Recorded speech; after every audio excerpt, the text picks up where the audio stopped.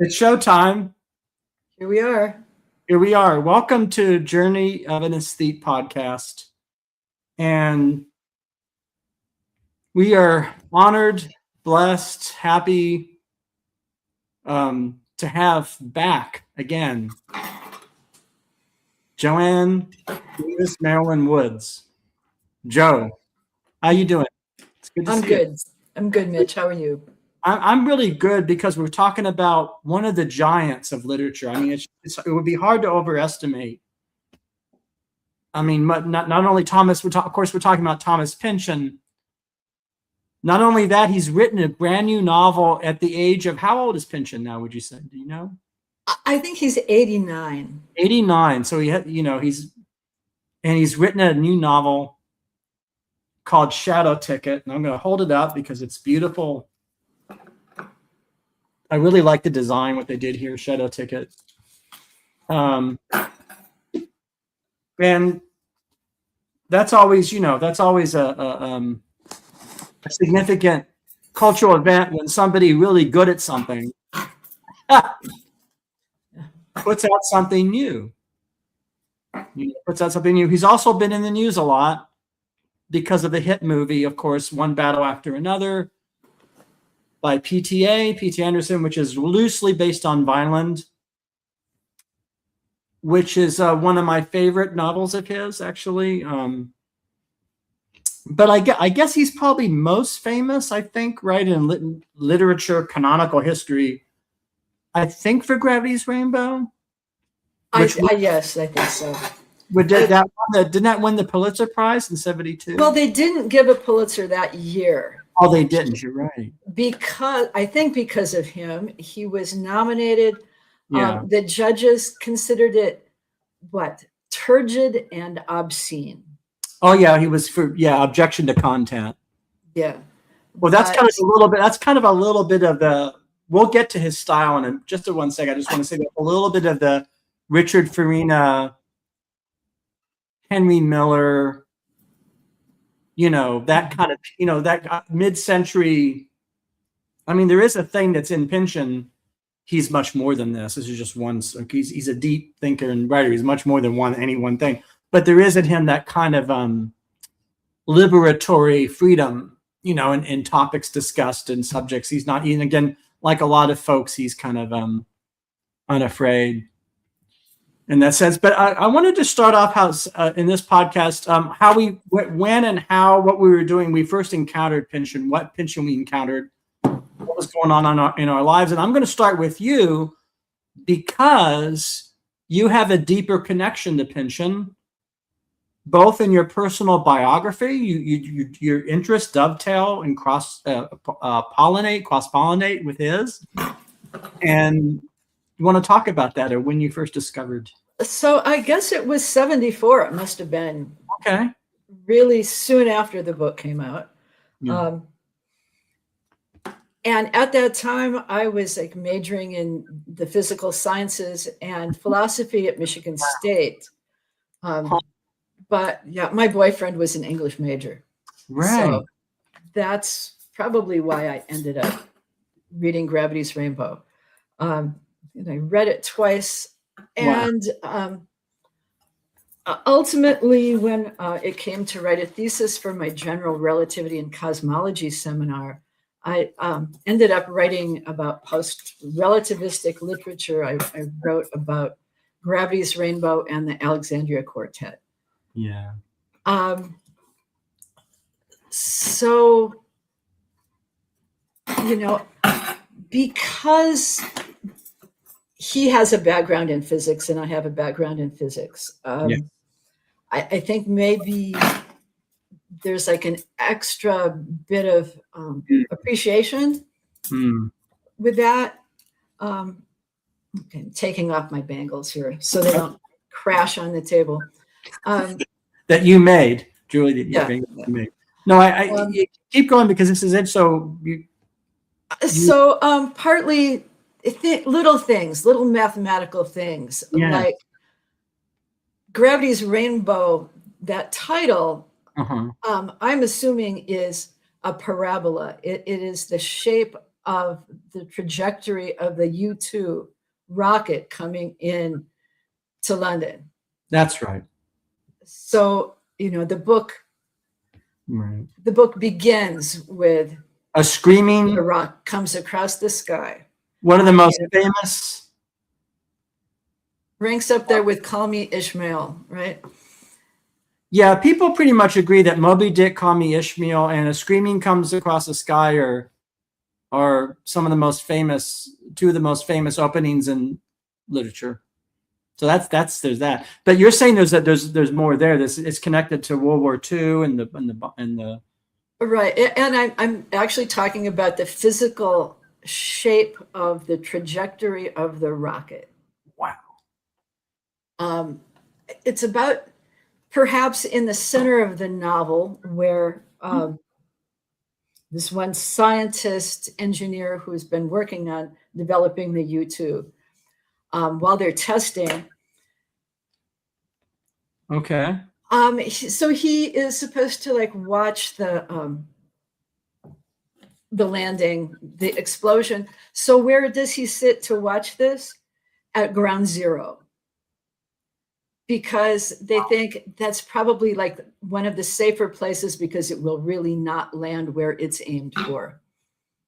Mm-hmm. So that's sort of the beginning of the novel, or rather the middle of the novel. Mm-hmm. And then I'm assuming toward the end is the time when the rocket has been actually lands. Land. So it's so built into the verse. So that's already, there's so much to discuss. I didn't know we were.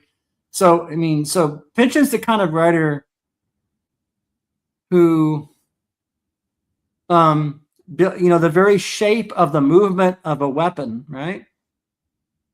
In London is built into the very title of his novel. So that connects us, of course, we'll get to this later. Pynchon's politics, which are considerable, and that he has a politics, and his characters often have political convictions, and he has a view of history, but I don't want to get, we can get to that. So but you want to say more about your first introduction? To write a paper on Pynchon so close in time to his writing this. Yeah, so I wasn't really writing about his syntax. I was writing about the place in the history of literature. Oh yeah, where the current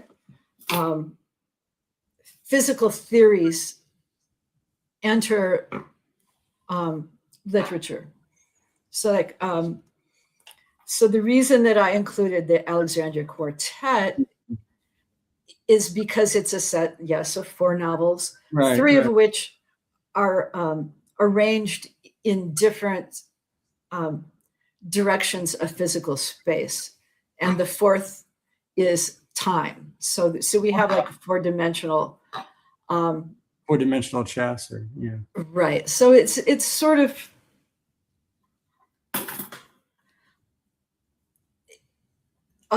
literature, art changes along with the zeitgeist and of the time. It corresponds to the technological and scientific zeitgeist of the time. Yeah, well, certainly that's true. He gets classified as a postmodernist, for better or for worse, or both, and he's seen as, well, of course, one of the differences, I guess, from modernist writers are tend to be austere and do very interior space and minimal, and sort of keeping a lot of the world out, by which I mean the commodities and commercial aspects of the world and the design. Boy, is Pynchon the opposite. He brings the world in, from pop songs and rock songs and TV shows and stuff about World War II. And Shadowtick, his latest novel, there's so much rich discussion of jazz music and jazz history. The young Count Basie learning the piano, and Milwaukee, of course, there's a connection with you in Milwaukee. We'll get to that with Shadow Ticket, but it's kind of, so he definitely brings the world in. like Warhol, you know, but he doesn't just bring the world in. It's informed by the latest science, or informed by, yeah. Yeah. So it's a simultaneity of everything happening.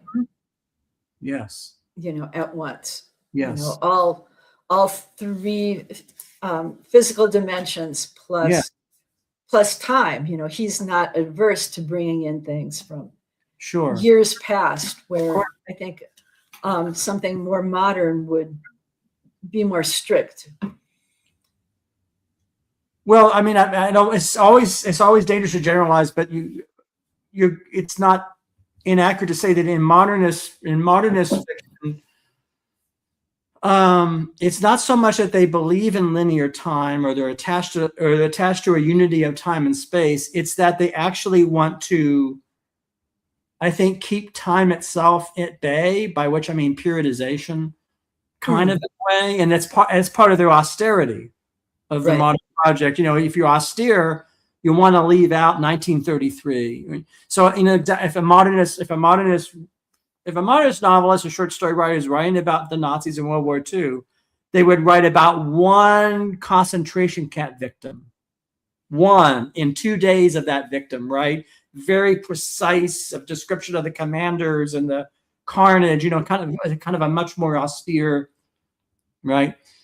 Whereas Pynchon would write about the Pynchon and lesser writers who wrote about the overall, you know, the forces of history and decisions on the battleground, and you know, and like who designed the uniforms. You know? That's right. Who designed the uniforms? You know, the very, you know, these things that we think of as quote unquote unimportant. In Pynchon, they're far from unimportant.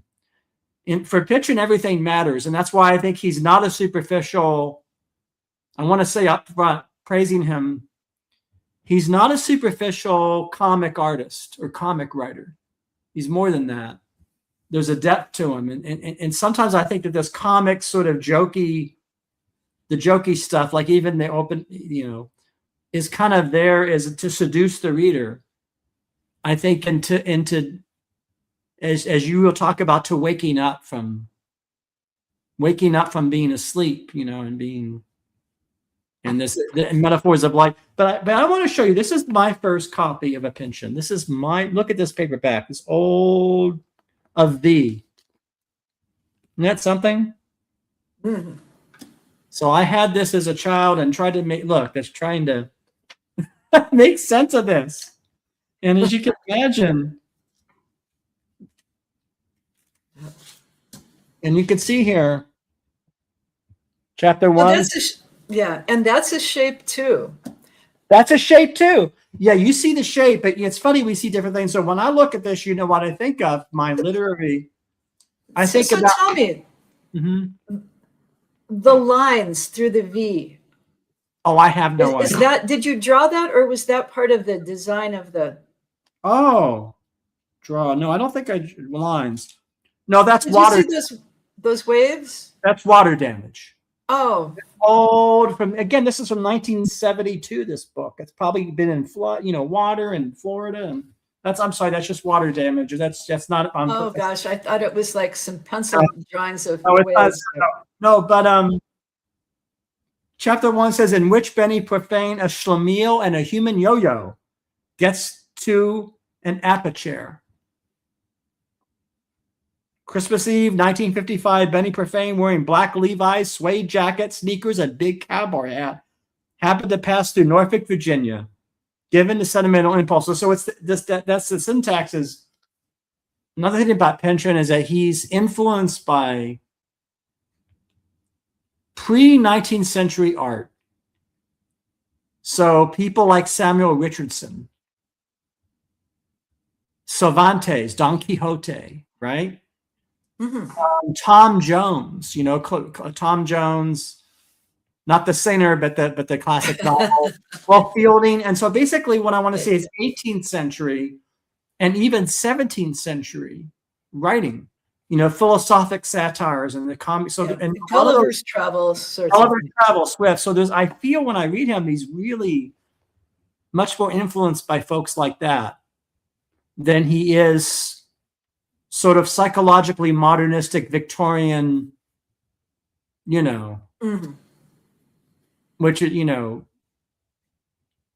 it's interesting because, I really felt for Hicks McTaggart. He's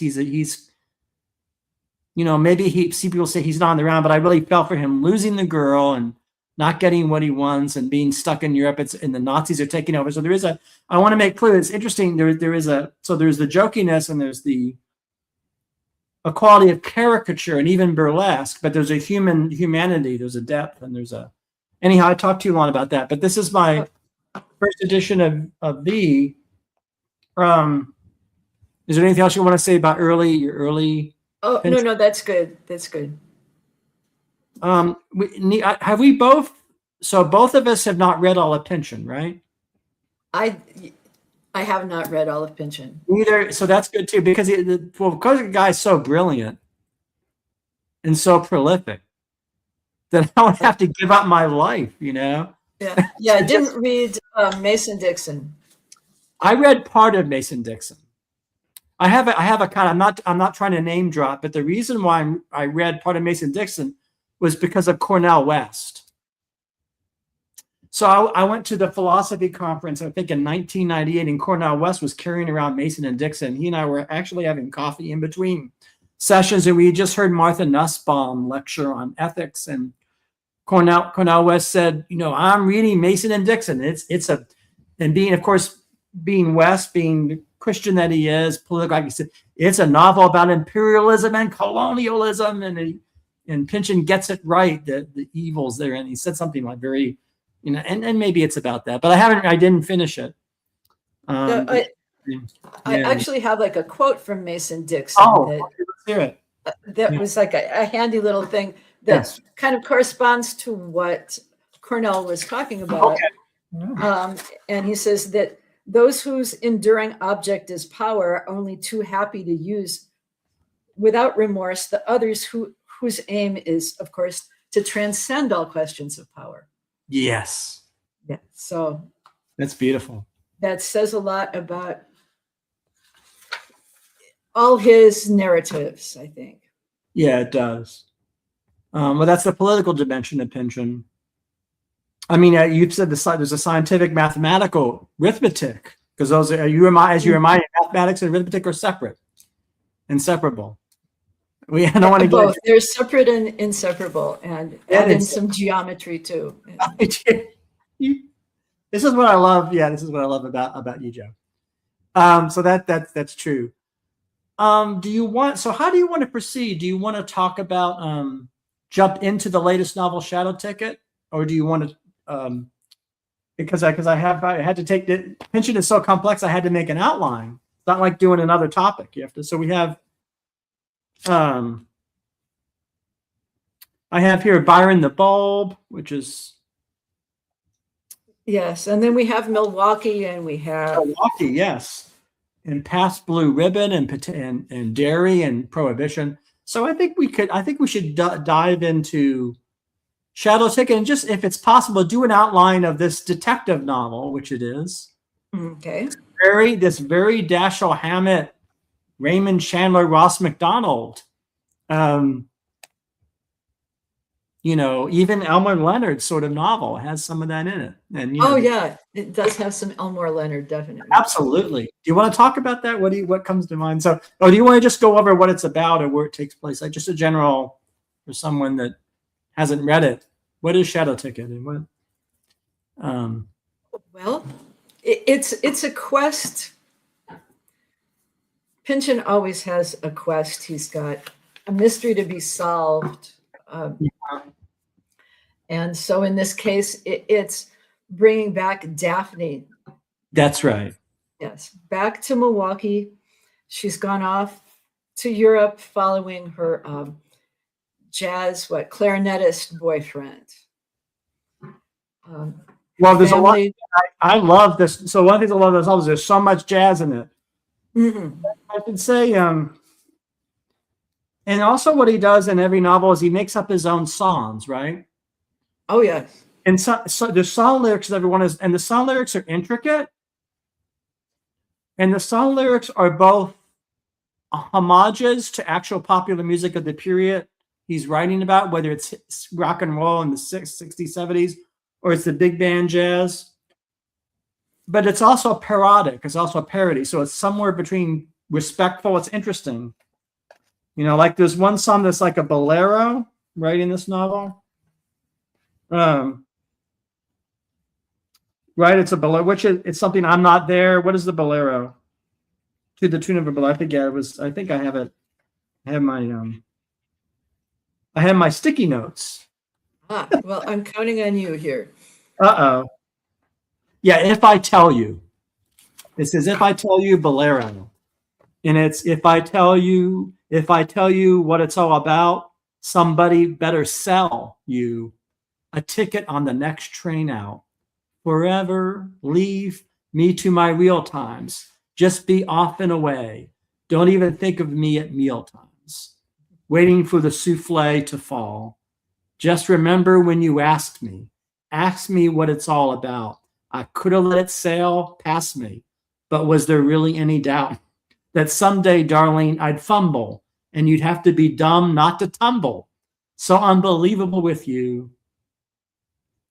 So unbelievable with you, but less complicated and without, oh, dimwit of my dreams. Yeah, strange as it seems, that's what it's about. All about my baby, all about. Now that's sort of kind of a big band Glenn Miller type song, but no, it's just so weird and out there. So it's not. Well, it's about. Is that April? Is April singing? It is April singing. And it's about Hicks. It is. She's like, warning. Oh yeah. So it has a meaning in the plot. So let's talk about that. So it's a classic detective story, kind of like my favorite movie of all time, Night Moves, where Gene Hackman has to go and grab underage Melanie Griffith and bring her back to her psychopathic mom, and just because that's his job, you know, but it's the same thing. He has to grab. Of course, this is an adult woman, April. So what is it? So what's gone on? There's all kinds of stuff about Hicks. Also has a kind of a not so commendable past, at least given my politics, Pynchon's politics, breaking strikes, right? Working for the big, right? Working for the company, right? Being like a head buster, like being there, and because this is the 30s. What is 1932, and we have a depression going on. We have a lot of class resentment going on. We have the beginnings of the unions. That's right. And so he's sent out there, and for some reason, I think he had seen in the back of a magazine an article about Oriental knowledge. It's one of those things that you like send in. Yeah, it's like on the order of, can you draw this monkey head? And we will send you art lessons. This is, send in your 15 cents and you will learn the secrets of the Orient. And that's a thing from the time period. For those that, this is in the 30s, you would have these tiny little pulp ads in the back of the magazine, maybe your magazine, fan magazine of the Music Times, or and it happens at one moment. He's about ready to like smash someone's skull. That's right. And his weapon disappears. That's right. Yeah. And after that, he's not quite the same person anymore. And you're right. That's very profound. So let's stay on that, because I said I mentioned the two things. I mentioned the scientific dimension, and then of course the style prose. But there's a spiritual dimension in Pynchon, right? As I've maintained, I sort of think that there's this mystical, right, and it's really there. And this is one of the many examples we'll talk. Right, there's a kind of a right. And we'll get into because I think that The Ugly Lamp and Byron the Bulb are all part of his spiritual dimensions. Byron, of course, is in Gravity's Rainbow. But do you want to talk about what was Byron the Bulb in Gravity's Rainbow? What is a cartoon, or what is the? Well, he was kind of a character. He was the last of the old bulbs. Okay. He was sort of, an eternal bulb. He had a very long life, and he continued Like that one. Yeah. This huge a huge lifespan of travel where he went down rivers and had all sorts of bizarre adventures where he learned about the world. He learned about the conspiracy of the business world. He learned about politics. Yes. He tried to organize the other bulbs. That's right. The other light bulbs. Like a union of bulbs. Union of bulbs, yeah. Okay, what happened? Something happened here. Oh, no, it's okay. It does that. Okay. But he wasn't able to be successful. But the thing about Byron the Bulb actually is that there was a conspiracy in real life between the manufacturers of light bulbs to lessen their lifespan. That's right. Because you don't make enough money if light bulbs last for years. Mm-hmm. And so Byron was actually like the last survivor of the new regime of the short-term bulb life. But light and enlightenment, I think that's one of Pynchon's spiritual references here. Yeah, very much so. And it's not a superficial matter. It's kind of interesting. So that also connects to this theme that you pointed out when we were discussing this, planning this episode. You said there's all these things in Pynchon that people thought were inventions or fanciful or fantastic, which turned out to be just real history. Yes. And this is one of them. Light bulb manufacturers want to make sure you have to come back and buy more bulbs, and built-in obsolescence was a real thing, was a real plan. Just like the railroads, just like the big three, right? The auto manufacturers sort of screwed with the railroads, right? From what I understand. And yeah. Right. The oil companies and the oil companies, yeah. So I mean, talking about Milwaukee in let's talk about that. This book. It's important. People think so. Daphne's dad is considered the Al Capone of cheese. Yes, in this novel. Yes. Yeah. So he's like a mobster who has his, thumb on the pulse of the dairy industry.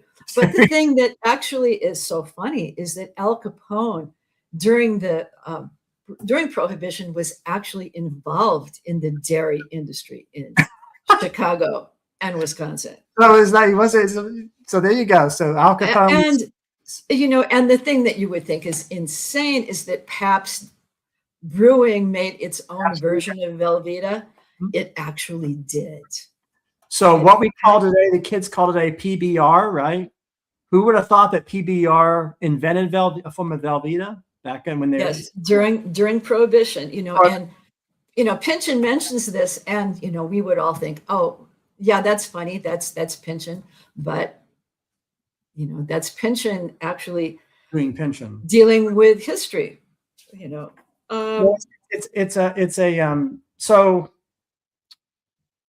But Pynchon also does things that are outlandish and unreal at the same time. Right. Well, he talks about like a four-seater military motorcycle. Yes. From like Hungary or Bulgaria actually was manufactured. It didn't work that well for the war, so it didn't continue on, but it was made, it was used. The autogyro. Yeah, let's talk about that. Who is the character in this novel that has the autogyro? Who is it? Glow. Glow is her name. Her name is Glow. Her husband, the Spaniard, was selling autogyros. Okay. And what is an autogyro? What was this? Well, it's sort of like it's a cross between like almost like a bicycle and a helicopter. Okay. One person, can operate this. It's it's somewhat low tech, Mm-hmm.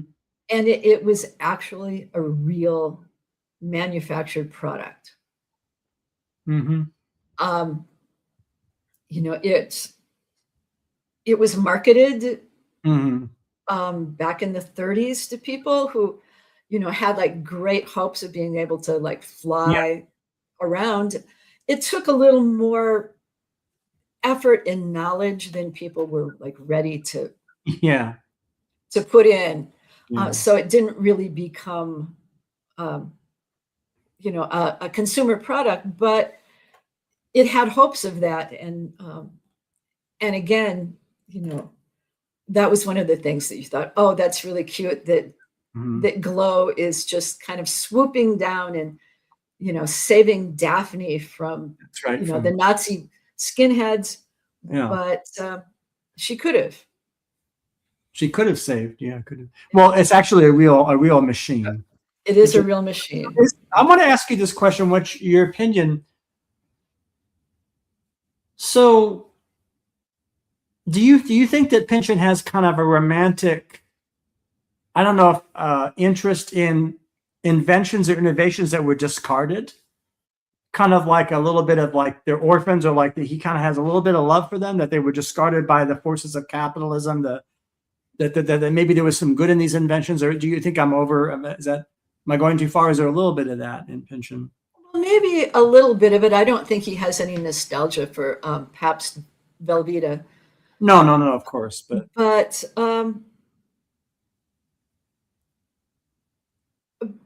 you know, those are things that we really lose in our culture. mm-hmm. You know, these ideas and inventions that didn't become consumer products. And you know, he is like so curious. I think he just wants to know so much. Yes, I think it's like it's very pleasurable to him to like learn all these like yeah, strange facts. and, and also make those facts into a work of fiction, into a novel. Or did you want to read from that passage in the older book B, or did you want me to? Because it very much connects to this topic of how we, again, this podcast is called Journey of an Aesthete, and design details, aesthetic details are kind of a important in Pynchon, and we get kind of they're shiny objects sometimes. You want to? Yeah. You know, I think he's in this portion of he's talking about maybe our incomprehension of different time periods, Right, and right. the way that we actually relate to those time periods. And this, in a way, maybe describes the way he writes in the layering of Yes. of styles. So in V, there's a dentist named Eigenvalue, which is It's quite a name. that in itself is a mathematical term, Eigenvalue. Let's hold that thought. Pynchon names his characters based on geometry and math and arithmetic, right? He uses actual, and that's an eigenvalue is one of those, right? So that in itself is significant. Yeah, there's like another character in V whose name is Mantissa, and that is part of a logarithm. Wow. Sure. So he's, and he's also writing this in the early mid 60s, with a very long time ago. So that's right.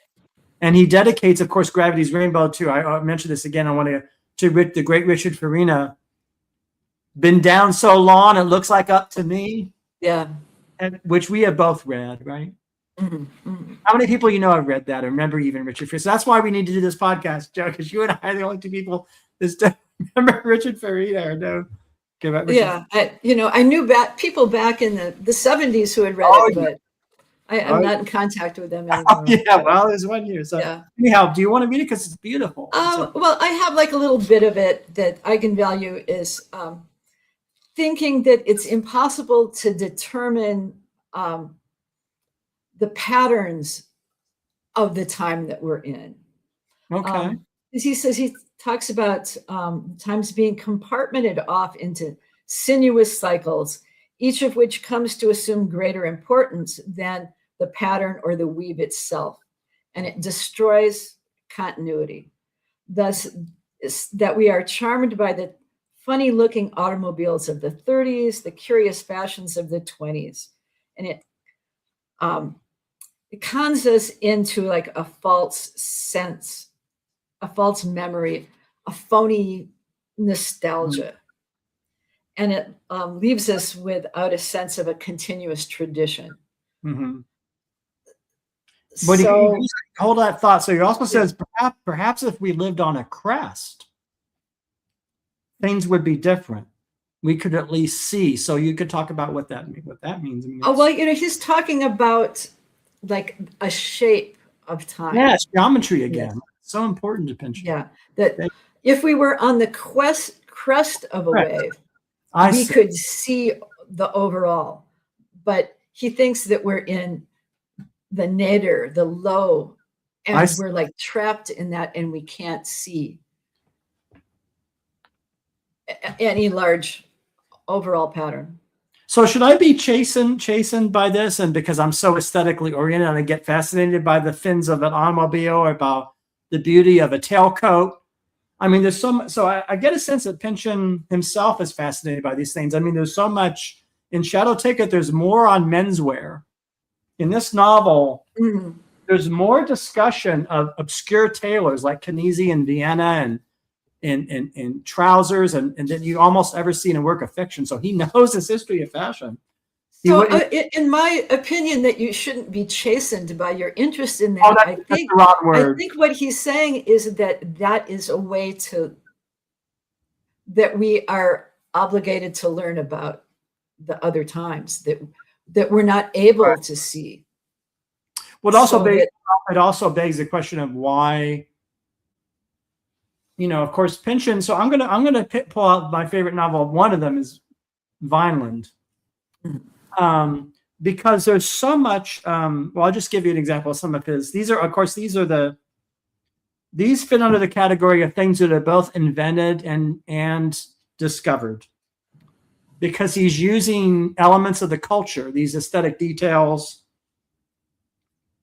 but he's distorting them in the matter of parody or burlesque. So there's all the fake TV shows. Also, Zoid Wheeler, the character in this, of course, is connected to another Wheeler that we were just Wheeler. That's right. So there's cross-pollination of characters. So in a way, Pynchon is one universe, though. So anyhow, so there's the he says that John Ritter is starring in the Bryant Gumbel story.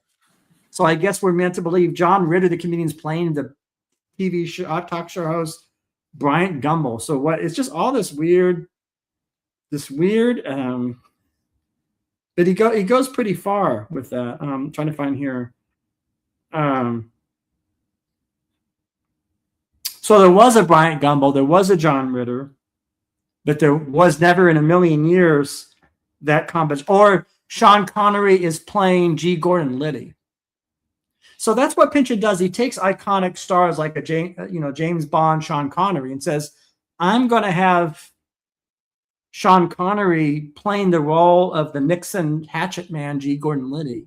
And I guess not eulogistic, sort of a little bit of a possibly positive depiction of G. Gordon Liddy. Remember Will, the hand, Nixon, so this Watergate is kind of weird. Oh, yeah. But I'm sure that would probably offend a lot of readers. So not me myself, but I can imagine, let's say if you love Sean, what is a reader to do if you love Sean Connery? For whatever reason, you grew up in James Bond movies and you're a good Democrat. And you read that in Pynchon's universe, Sean Connery takes a job playing G. Gordon Liddy. That's gonna be. Well, I think it's probably saying something about his opinion of the media universe. Yes.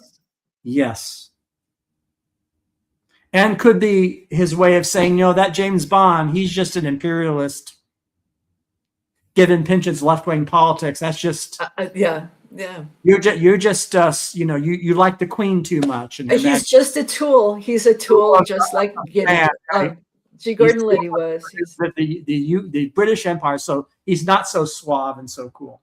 We don't have to agree with this. I mean, I'm saying disagree, but at least he's consistent, which is probably why Cornel West was digging into Mason and Dixon.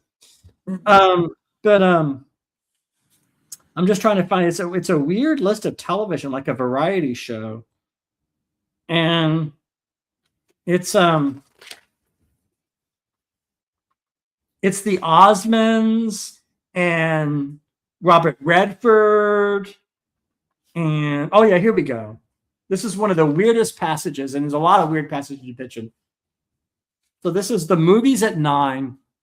More than the usual basketball epic was a story of transcendent courage on the part of the gallant but doomed LA Lakers as they struggled under hellish and subhuman conditions at Boston Garden. So it's the Lakers playing my old stomping grounds, the Celtics. So that's familiar to me. It's such a wonderfully done description of a TV movie.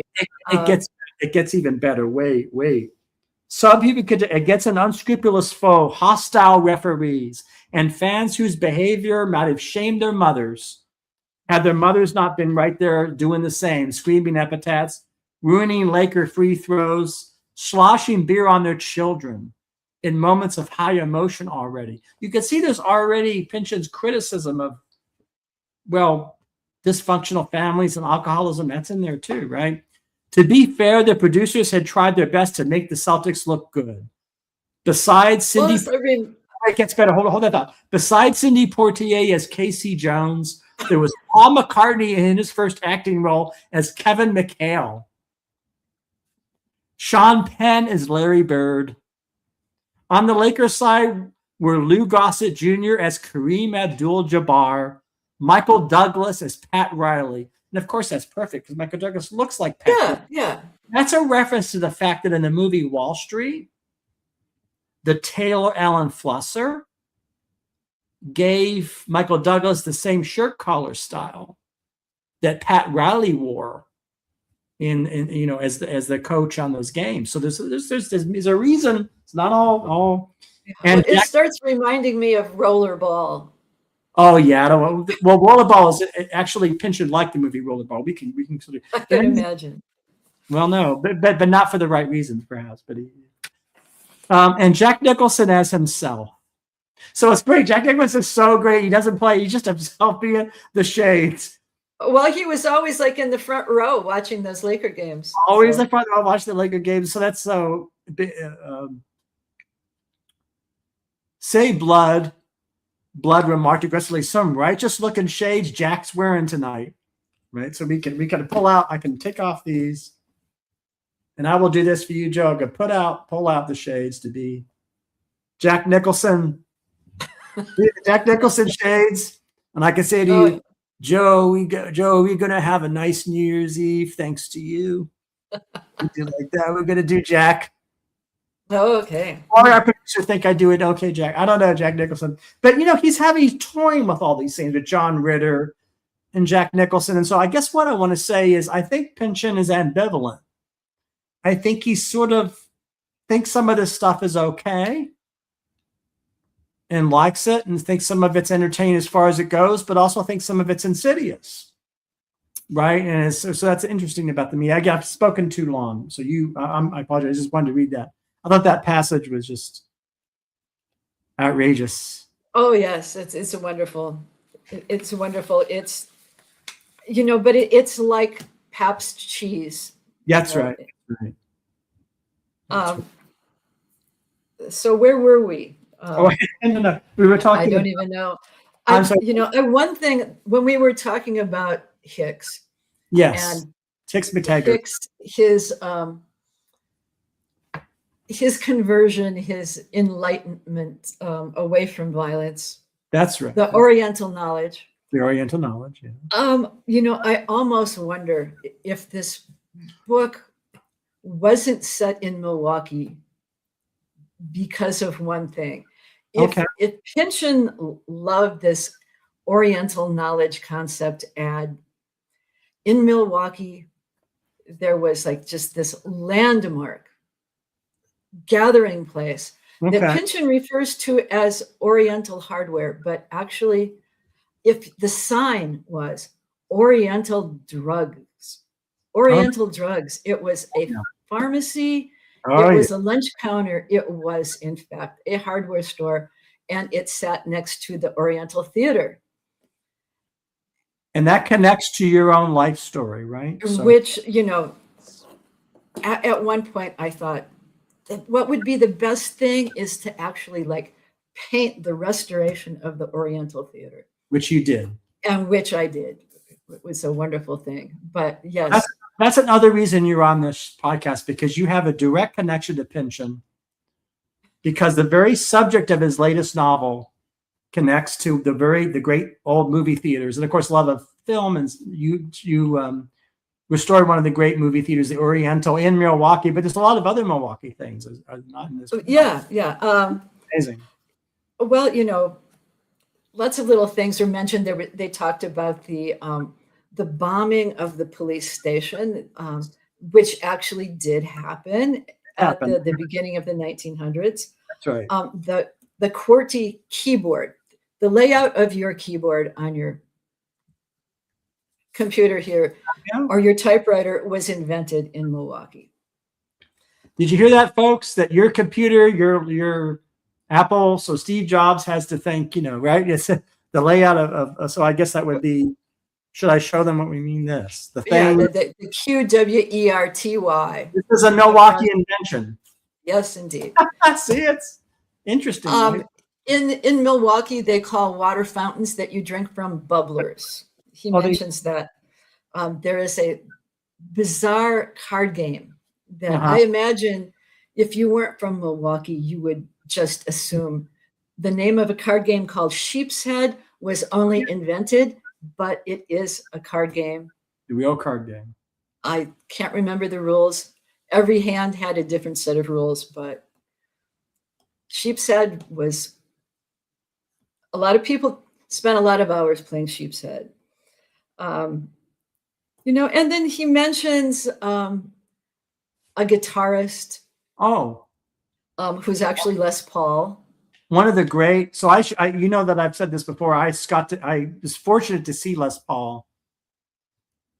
I think one of his see Les Paul perform, of course, without Mary Ford, because this would have been the early '90s in New York at Fat Tuesdays, and he sounded great playing "How High the Moon." Yep. So that anyhow, more music. Yeah. So yeah, Oriental Drugs was. I spent every morning in front of coffee and breakfast at the Oriental Drugstore in the back bay of the lunch counter, where we all finished all the crosswords before we went off to our jobs. Okay. The Chicago Trib, the New York Times, the Milwaukee Journal. We had to there was no Detroit Free Press, or no? We didn't have that. No. Yeah, it was Milwaukee, so it was Chicago and New York. Right. And Milwaukee. Yeah, that's really. Also, Oriental love magic is a phrase in Vineland. Mm-hmm. So there's That's right. That's right. Yeah. The hippies and the Thanatoids as a whole. So I have to refer to our outline. What else comes to your mind about either Milwaukee or better yet, what it all means? What is the meaning of all this? Or do you want to continue in a traditional linear vein, even with non-linear Pynchon of what happens to Hicks? It's quite tragic, isn't it? Because the Nazis keep. You notice how there's a club with no Nazis, and then as the novel goes on, right? What happens? Yeah, I mean, it used to be a swing club. A good jazz club with good. Yeah, swing kids. And Daphne, while she's searching for, was it Hop Wingate, her boyfriend, enters a club where they used to have lots of good times. Yes. Swing music, the jazz groups, That's lots right. of dancing, and now it's full of full of kids with that Nazi haircut that you see nowadays. That's really, you see the change. Yeah, it Um, actually like it starts getting dangerous. yeah. Yeah. Yeah, it talks about the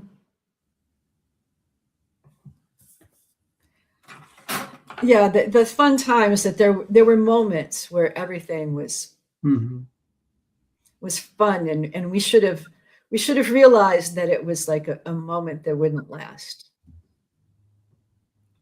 Well, that's one way to look at it.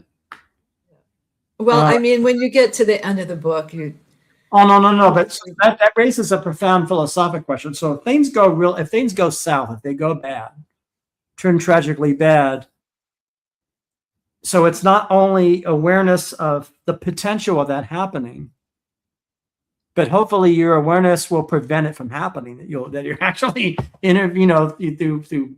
I mean, there's that you can. Well, and then there's also the fact that if we could only realize what we have while we have it. Yeah. That if Hicks and April, while they're like dancing to a song that they only hear at the Union Station in Chicago. That's right, Union Station, Chicago. Yeah. Yeah, that if they realized what they had between them, they would be together. Yeah. But and so, as it is, our hero, anti-hero, our detective, Hicks Bataggart, is stuck in. Where is he stuck in? He's like in Bulgaria or Hungary. I mean, like Hungary.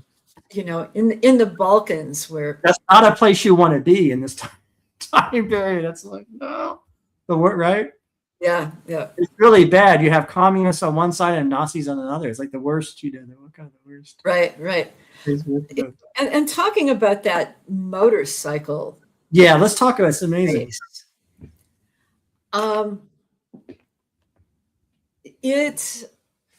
I think that's another point where it strikes me that there's a shape again. I think that's a spiral of these motorcycles going around and around and around. The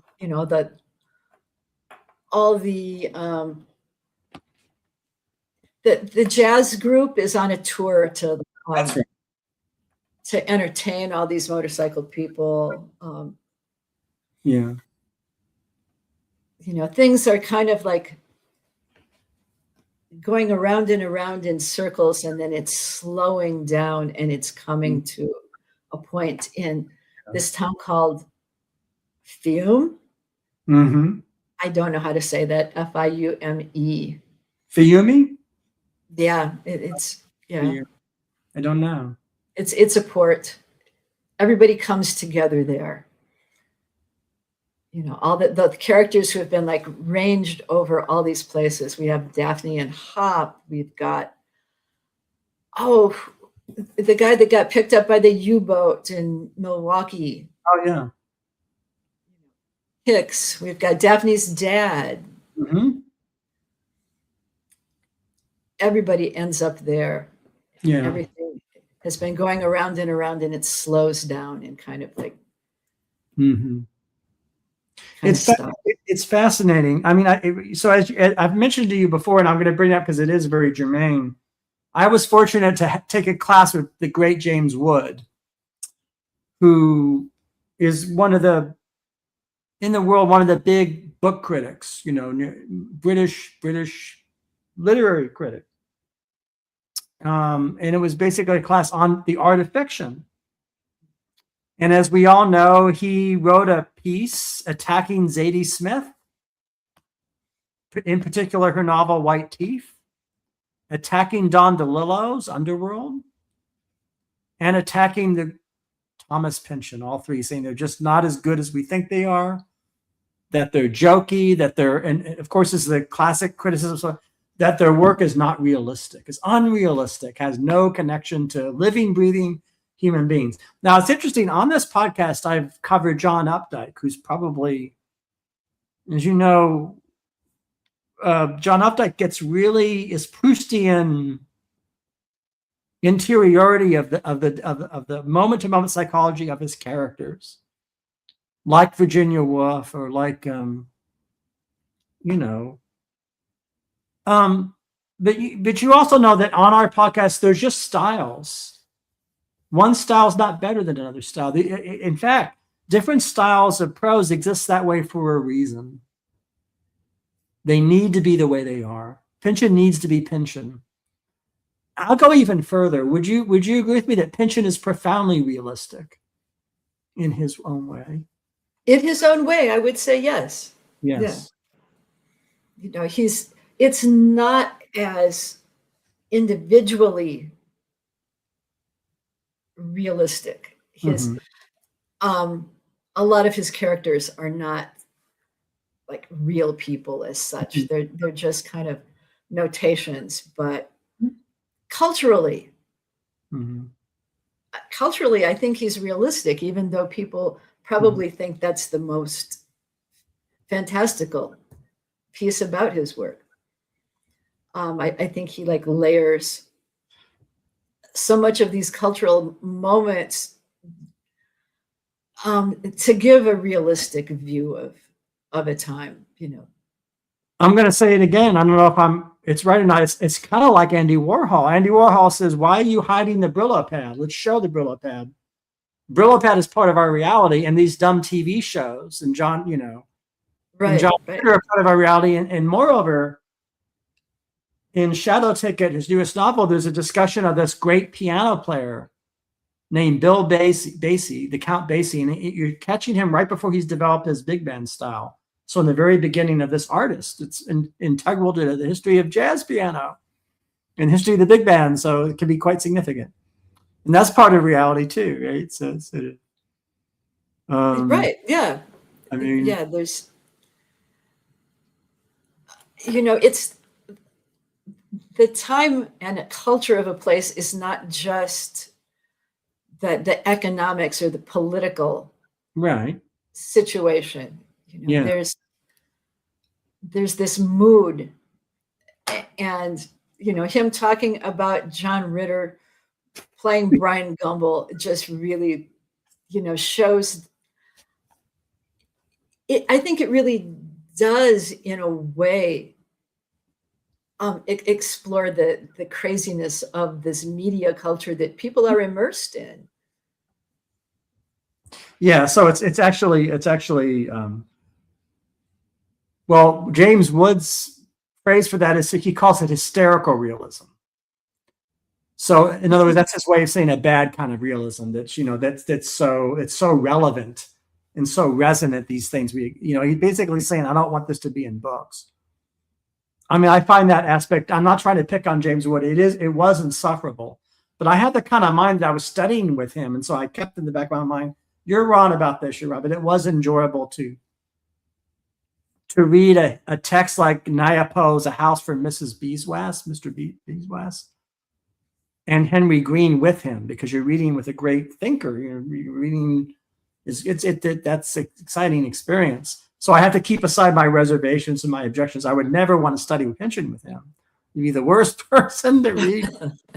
You wouldn't want to read Gravity's Rainbow or this text with him. You want somebody else. I don't, maybe anybody else, ourselves, or it's complicated, but I think Pynchon is on to a lot of things, and I think he's. So you're saying he brings us to our present because we live in a world, right, which he described decades ago, right? Would you go? He described it in the 60s, right, where we are now, in a sense. Are we? Yeah, and something I haven't read, but apparently way back when, he and someone collaborated writing a musical, a futuristic musical that, in that case, that the country was run by IBM. So, and that was something that he put together in the 60s. So in the 60s, he an unproduced musical of the world run by IBM. Is that not the same as our world, which is run by Google and Amazon and Elon Musk? So sometimes the best artists predict the future and tell us, they're saying, look, watch out. This is what's. But, it was IBM, I think the beginning of IBM, that the Nazis worked with. Yes. Oh, yeah. The beginning of gathering data of the Jews' property and bank accounts, so they wouldn't be lost, so they could be harvested by the Nazis. That's right. That's and I think this is Gravity's Rainbow. It's in Gravity's Rainbow. Yeah, it's sinister. Do you want to talk more? Because you have a lot of good ideas about this. I don't know if we touched on enough of them. You could tell me about the this, I guess you might call it, for lack of a better word, the science. So these geometric shapes, and what do you think about? Do you have more to say about that? These? Basically, I just wanted to say that I think a writer or a thinker in these times, if they are not versed in science and technology, that they're not going to be able to really portray our current reality. Okay. You can be a great postmodernist and pick up things from here and there and put them all together, but without a certain literacy, of tech and physics, I think you're going to missing something. So, we can say that our tech people right now are lacking in, a spiritual and artistic viewpoint. I think hold that thought. It's so bad that I'm going to name names. Mark Andreessen is on record saying that he thinks books are useless. That's a direct quote. Why saying that we shouldn't read books, that they're away. I mean, so that's the kind of mentality. That's the kind of mentality we're dealing with. I mean, this is it's just. So, and if we have just a basic opposition to that just talks about art and literature, I think we're going to be lacking unless we can bring both of those things together. And Pynchon is, at this point, the only person that I'm aware of that is doing that. That's another thing about why we're doing Pynchon. Not only that he has a new novel out in '89, and it's about the takeover of Nazis and World War II and all this, but also that he's unique, I think, among authors, right? And having this. Well, I don't think we talked enough about his background. So I don't think we talked enough about what he did, because it's considerable. And you. Yeah. I mean, he has an impressive mind. He's not just a person who is a thinker. Right. So what did he do? He decided to go to college. He was majoring in engineering physics. Yes. And then quit and joined the Navy. Joined the Navy to see the world, Yeah. So somebody who is, just an ivory tower person would not do that. Well, he did technical writing, right, for a job as a. So after he got out of the Navy, he ended up. Was it for Boeing? I don't know. No, I don't remember who he was writing with, but I mean, there's no better way to start writing than write. Any kind of writing. The 1,000 hours theory. Is going to be useful to him, and it would give him a background in technology and manufacturing, especially he writes a lot about corporations. That gave him a nice background because he worked in corporations, until, he there you go, drop that. Now I'm going to major in English at Cornell. Majored in English at Cornell after that, all that engineering, right? Yeah. So, and then I think after, in fact, he wrote The Crying of Lot 49, he tried to to enroll in the graduate program in mathematics at Berkeley. Mm. He wasn't accepted, but I mean, I love the fact that he wants to be knowledgeable in everything. He does. And he's similar to you, Joe. His so much. I mean, think about the similarities of time period and also the things he studied. There's a lot of. I can't think of a better person actually than yourself to discuss Pynchon that I know because of that. And it's like a major and ended up painting sets. You may well, yeah, that's right. That's right.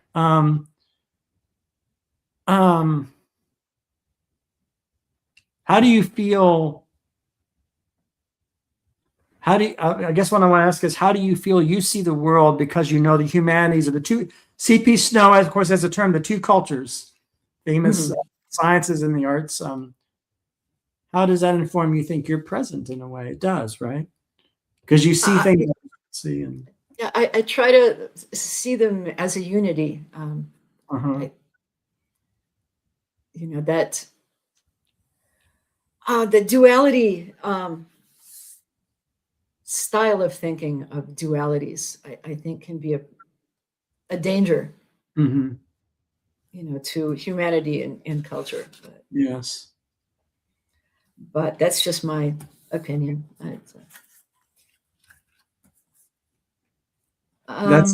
Yes. Do you want to say more about that, or?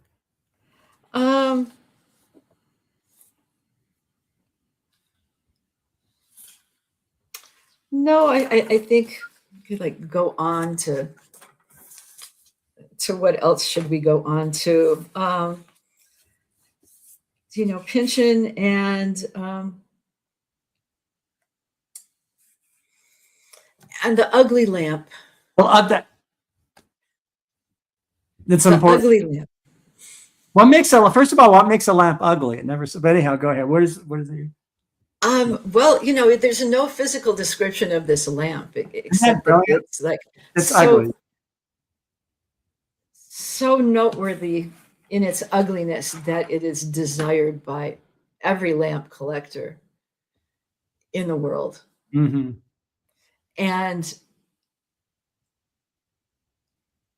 his thing about the apports and asports, that spiritual appearing and disappearing. Yeah, that's has the lamp involved with.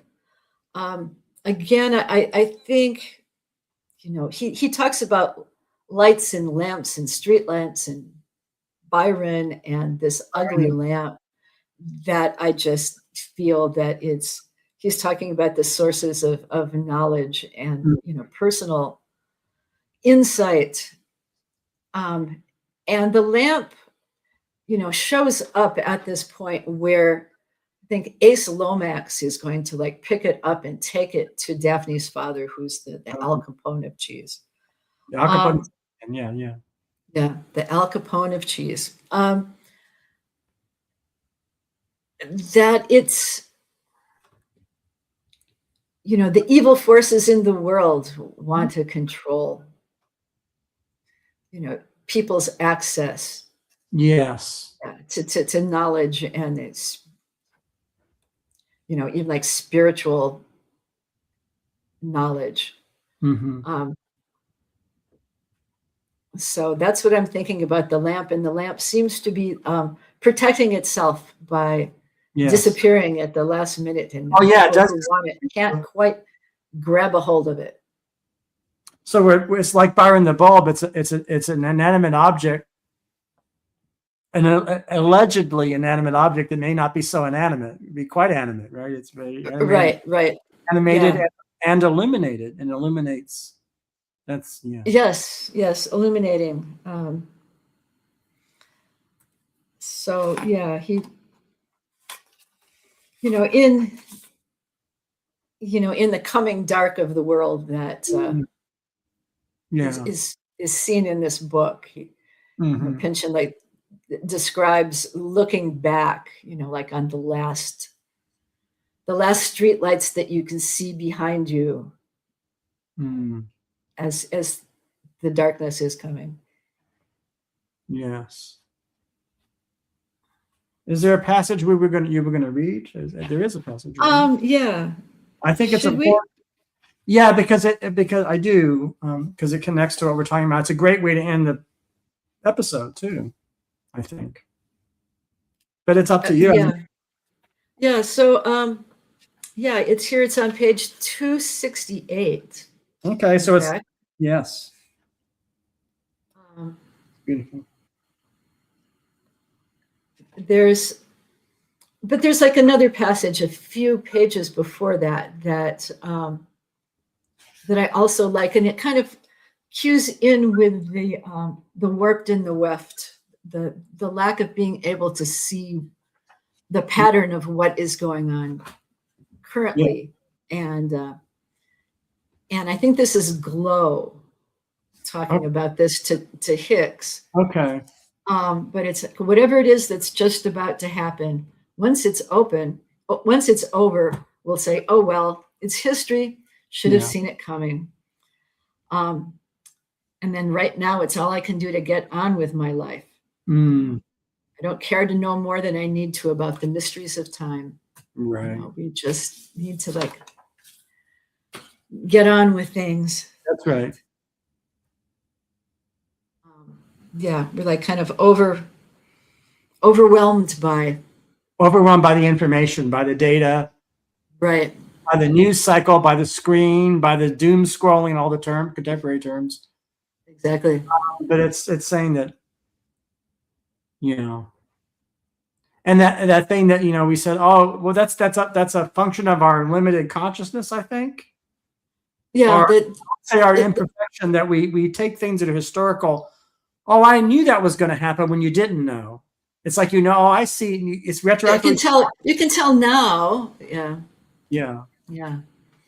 So if we're about ready to finish up, I'll read this. Yes, please do. Bit that we talked about would be a good ending. Yeah. And this is not a quote from a character. Okay. It's a description of what. So it's Hicks and Daphne basically saying goodbye. Yeah. And it describes of what we should have been saying. That we're in the last minutes of a break that will seem so wonderful and peaceable and carefree, if anybody's around to remember it. Still trying to keep on with it before it gets too dark, until finally we turn to look back. The way we came, and there's that last light bulb, once so bright, now feebly flickering and about to burn out. Joe, thank you for this episode. Thanks for this Pynchon episode. And Happy New Year. And Happy New Year. Always great when we do this teamwork. And thank you for your generosity and your intelligence and all the rest of it. Thank you. Okay. Bye-bye. Yeah, bye-bye.